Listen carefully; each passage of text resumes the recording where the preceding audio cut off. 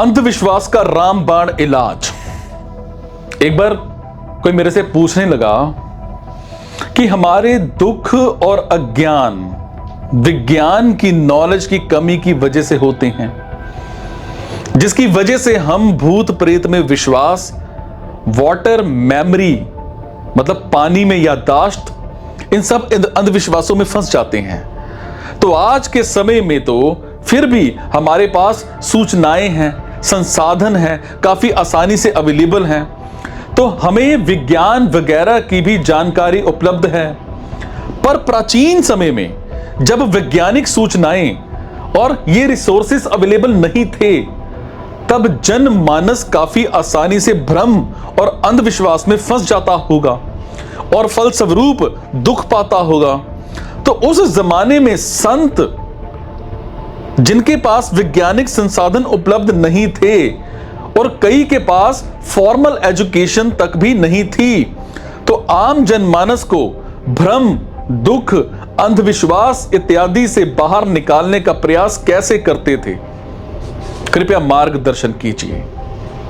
तो मैंने कहा, तुम्हें दो तरह की बातें पता हो सकती हैं, ठीक है, दोनों बातें लाभ दे जाएंगी। तुम्हें कोई उदाहरण दे रहा हूं, तुम्हें कोई बोले कि बाहर एक जानवर घूम रहा है और या बाहर एक चीज पाई गई है, जो कोई नाम देना यूं ही उटपटांग कोई भी नाम बोलिए, मोनू, ठीक है, बढ़िया। तो तुमसे कहा गया है कि बाहर दुनिया में, संसार में, फिजिकल यूनिवर्स में एक चीज पाई गई है जो मैटर मतलब पदार्थ की मतलब मोनू स्टेट मतलब अवस्था में है, सॉलिड है, ठोस है, लिक्विड, गैस, प्लाज्मा, कुछ भी मोनू स्टेट में है, ठीक। ये बात झूठ है। इसको काटने के लिए दो तरह का ज्ञान काम आ सकता है। पहला ज्ञान यह कि तुम्हें फिजिकल यूनिवर्स के बारे में पता हो, जिसके लिए मैं कहता हूं कि तुम्हें साइंस पता होनी जरूरी है, और फिजिकल यूनिवर्स के बारे में तुम्हें पता हो कि भाई मैटर की कोई मोनू स्टेट होती ही नहीं है, अवस्था होती ही नहीं है। तो जब कोई तुमसे कहेगा कि वो बाहर एक मोनू जैसी चीज घूम रही है, तो तुम डरोगे नहीं, तुम कहोगे मैंने साइंस पढ़ी है, मोनू डज नॉट एग्जिस्ट, ठीक है, मोनू नहीं हो सकता। तो तुम्हारी समस्या हल हो गई। और मोनू से बचने का दूसरा तरीका यह हो सकता है कि तुम्हें पता है कि कोई तुम्हारे घर में सिर्फ सॉलिड, लिक्विड, गैस ही आ सकते हैं। तुमने अपने घर का निर्माण ही इस तरह से किया है कि उसमें सॉलिड मतलब ठोस, लिक्विड मतलब तरल, गैस के अलावा और कुछ हो ही नहीं सकता। तो भी तुम्हें मोनू से डर नहीं लगेगा। तुम कहोगे मोनू होता हो चाहे ना होता हो, मुझे साइंस नहीं पता, मुझे बाहरी दुनिया का नहीं पता, मुझे फिजिकल यूनिवर्स के बारे में नहीं पता, पर मुझे अपने घर का पता है, और मुझे अपने घर का बहुत सफाई से, बड़ी नजदीकी से पता है, क्योंकि मेरा घर है भाई। मुझे नहीं पता होगा तो किसको पता होगा? तो मुझे अपने घर का पता है, बिना किसी माध्यम के पता है। बाहर का तो जो पता भी चलता है उसमें कोई माध्यम होता है, कोई मिडल मैन मतलब बिचौलिया होता है ना, वो जो ज्ञान अर्जित करता है, तुम्हें ला करके देता है।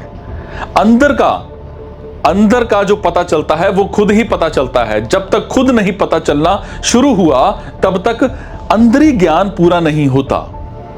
तो अंदर का जो ज्ञान होता है वो ज्यादा नजदीक का होता है, ज्यादा आत्मिक होता है, ज्यादा इंटीमेट होता है।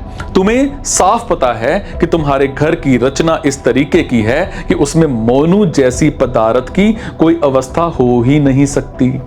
तो भी तुम बच गए मोनू से।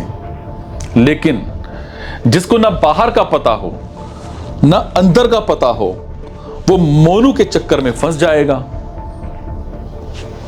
ना, वो मोनू के चक्कर में फंस जाएगा। वो कहेगा कि अगर बताया जा रहा है कि बाहर मोनू मतलब स्टेट अवस्था में घूम रहा है, तो जरूर होगा। तो मोनू कोई बहुत खतरनाक चीज लगती है। ना ठोस होता है, ना तरल होता है, ना गैसियस होता है। बहुत ही खतरनाक है मोनू, पकड़ में ही नहीं आएगा। और वो डरे घूम रहे हैं। कोई बता रहा है देखो मोनू ना एक देह में घुसता है, दूसरी देह से निकलता है। कोई बता रहा है मोनू बरगद के पेड़ पर उल्टा लटका होता है, और तुम कह रहे हो अरे बाप रे बाप मोनू मोनू। अब मान लो तुम वो व्यक्ति हो जिसके पास बाहरी ज्ञान है, और बाहरी ज्ञान उसको ये था कि मोनू जैसी कोई चीज होती नहीं है। इस व्यक्ति के फंस जाने की फिर भी थोड़ी संभावना है। बताओ क्यों?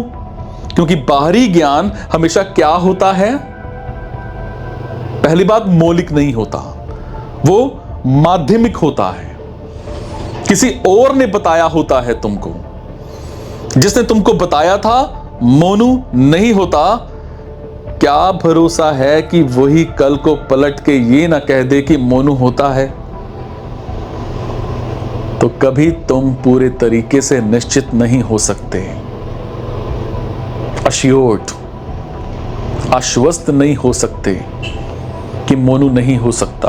क्योंकि भाई विज्ञान तो नई नई चीजें या खोजें करता जाता है ना।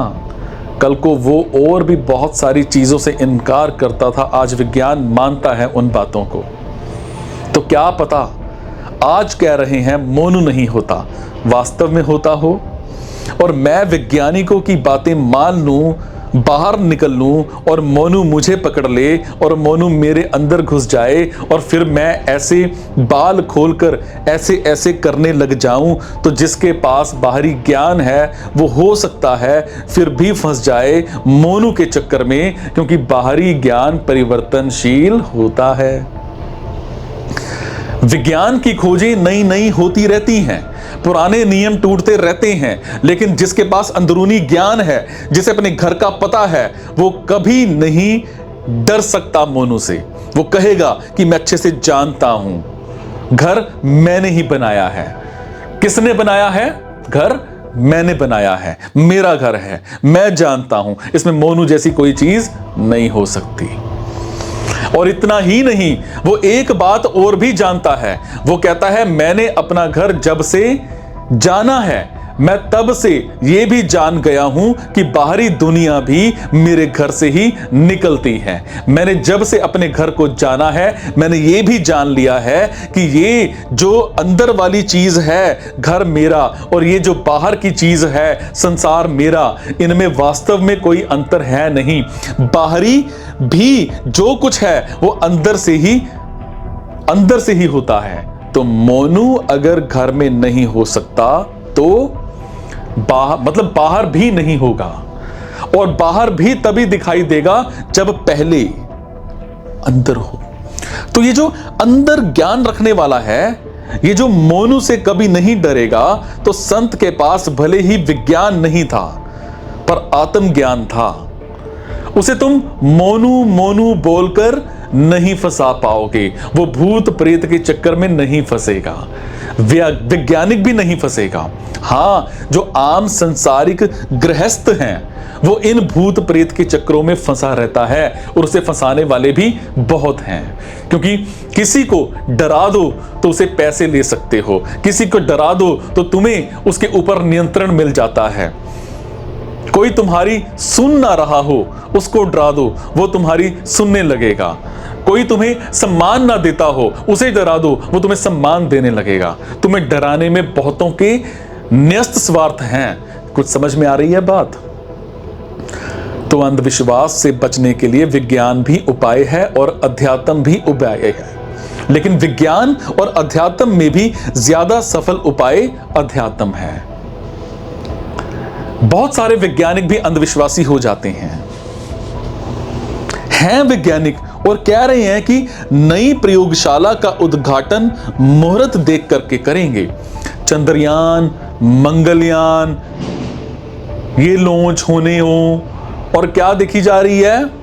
मुहूर्त। और वैज्ञानिकों को एक मूल अंधविश्वास तो सदा होता ही है, क्या मैं हूं, अहम वृत्ति वो तो होती ही है। तो वास्तव में मोनू से बचने का एक ही तरीका है, आत्मज्ञान। थोड़ा एक हल्का फुल्का सस्ता तरीका है विज्ञान, और जिसका फंसना बिल्कुल निश्चित है वो कौन है, अज्ञान, जिसमें ये सब चलता है। देयर वाज दिस एम्बॉडीड अटरम बिटरम, जो भी वहां वो थी देहरित आत्मा, और पता है मैंने उसे अपने खास विधि से मुक्त दिलाई। तुम्हें बुद्धू बनाकर रखने में बहुतों के बहुत मजे हैं। मजा अच्छी बात है, लेकिन दूसरों को बुद्धू बनाकर क्या लेना। समझ में आ रही है बात?